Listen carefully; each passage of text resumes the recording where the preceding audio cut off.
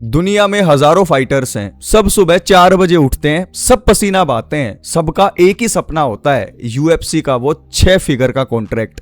लेकिन रियलिटी क्या है? रियलिटी ये है भाई कि 99% फाइटर्स वहां तक कभी पहुंच नहीं पाते। वो सिर्फ लोकल शोज में लड़ते लड़ते गायब हो जाते हैं। यूएफसी कोई चैरिटी नहीं है। डेना वाइट को कोई अच्छे लड़के नहीं चाहिए, उसे वो दरिंदे चाहिए यार जो केज के अंदर वॉयलेंस को ला सकें। और यही एंट्री होती है रोड टू यूएफसी सीजन 5 की। बैंटम वेट डिवीजन के पूरे एशिया के क्रीम फाइटर्स छांट कर लाए गए हैं अब की बार, यानी सबके सब अपने देश के चैंपियन हैं। सबकी आंखों में एक ही सपना है, यूएफसी का 6 फिगर का कॉन्ट्रैक्ट। लेकिन इस बार कहानी कुछ और है दोस्तों। एशिया के सबसे खतरनाक फाइटर्स सिर्फ एक कॉन्ट्रैक्ट के लिए खून पसीना बहा रहे हैं, लेकिन बैक स्टेज एक अलग ही तरीके का खौफ बना हुआ है। सारे फाइटर्स, सारे कोच बस एक ही नाम से डरे हुए हैं, रविंद्र धात।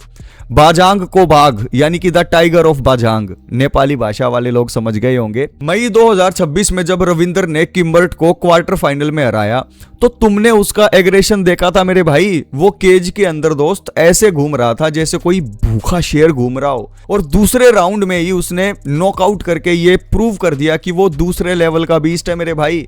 लोग पूछ रहे हैं कि भाई रविंद्र धात इस टूर्नामेंट को जीतने का फेवरेट क्यों है? क्या सिर्फ इसलिए कि उसने क्वार्टर फाइनल में किम्बर्ट अलिंटोजन को बुरी तरीके से नॉकआउट किया, या इसलिए कि वो एमएफएन का चैंपियन था? नहीं भाई, इसलिए नहीं। अगर तुम्हें लग रहा है कि भाई सिर्फ उसकी पावर की वजह से मैं ये बात कर रहा हूं, तो भाई तुम फाइट गेम को बिल्कुल नहीं समझते। तुम सिर्फ हाइप ट्रेन के पैसेंजर हो। और आज मैं तुम्हें अपने भाई को पावर हाउस अनफिल्टर्ड के इस चैनल पर इस वीडियो में इन सब से हटकर एक ऐसी डार्क सीक्रेट बताऊंगा, एक ऐसी साइकोलॉजिकल और टेक्निकल ब्रेकडाउन अपने भाइयों को दूंगा जो साबित कर देगा कि रविंद्र धात बाकी फाइटर्स से सिर्फ 1-2 नहीं, पूरे 10 कदम आगे खड़ा है।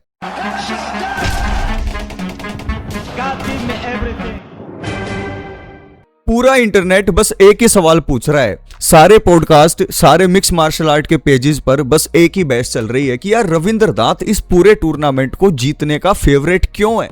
लोग अभी से रविंद्र को चैंपियन क्यों मान रहे हैं मेरे जैसे?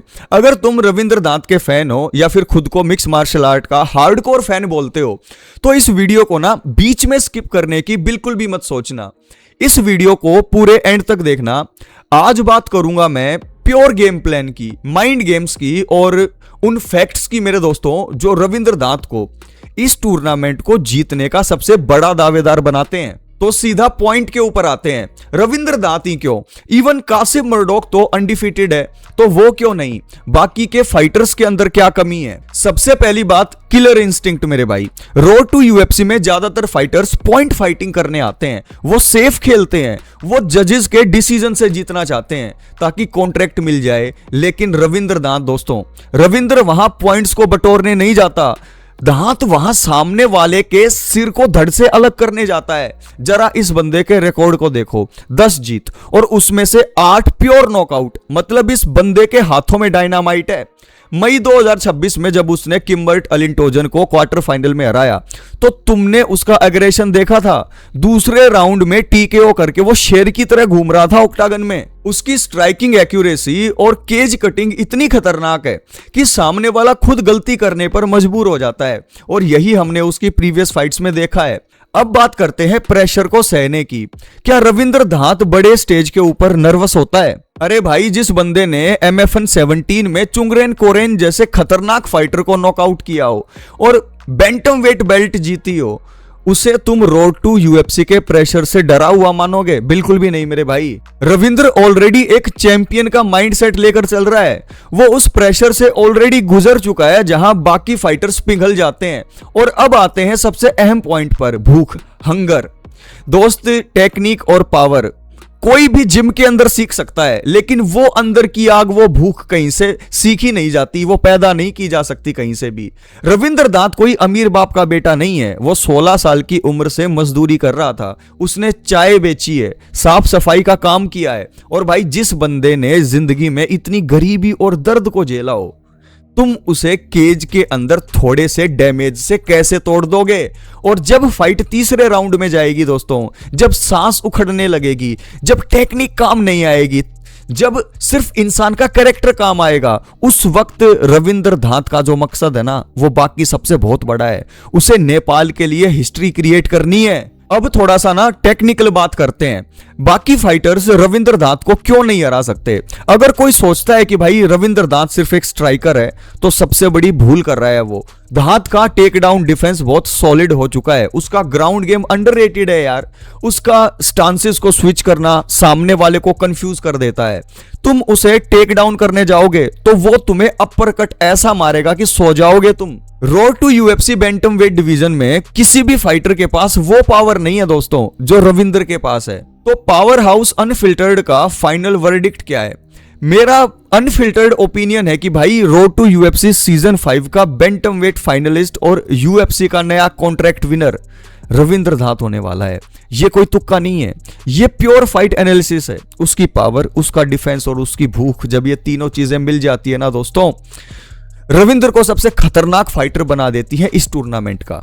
अब मुझे तुम्हारी सुननी है।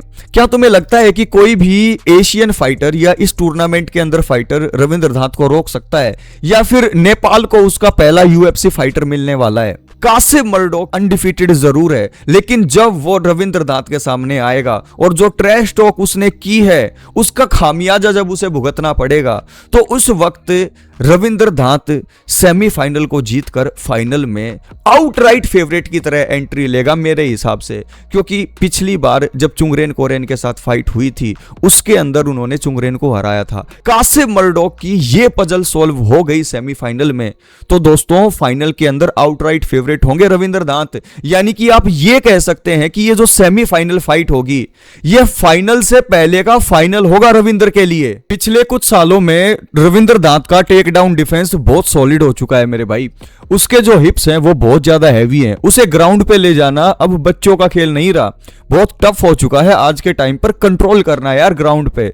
और उसका जो स्क्रैम्बलिंग का गेम है दोस्तों, वो भी बहुत ज्यादा इवॉल्व हो चुका है, क्योंकि वो अपने पैरों के ऊपर वापस आ जाता है टेक डाउन होते ही। तो यहां पर जो ग्राउंड गेम लोग उसकी कमजोरी समझते हैं, मेरे हिसाब से दोस्तों उस कमजोरी को रविंद्र धात दूर कर चुका है। और आप मेरी मानो चाहे मत मानो दोस्तों, आप अगर डीपली रविंद्र धात को एनालाइज भी करोगे ना, तो आपको यह चीज फील होगी कि भाई जितना अंडर एस्टिमेट उसके ग्राउंड गेम को किया जाता है, उतना बेकार उसका ग्राउंड गेम है नहीं दोस्तों। और उसके साथ साथ कासिम मर्डोक जो उसका सेमीफाइनल के अंदर अपोनेंट है, उसकी हाइट और रीच भी इतनी ज्यादा नहीं है कि वो अपनी पावर से यार रविंद्र धात को कंट्रोल कर ले ग्राउंड पे। और अगर ग्राउंड पे कंट्रोल नहीं हुआ तो सेमीफाइनल में रविंद्र धात रुकने नहीं वाला। वो अनडिफीटेड रिकॉर्ड आपको कासिम मर्डोक का दिख रहा है, वो भी जा सकता है दोस्तों। मुझे नहीं लग रहा कि यहां पर सेमीफाइनल में रविंद्र धात को कासिम मर्डोक हरा पाएंगे। और अगर ऐसा होता है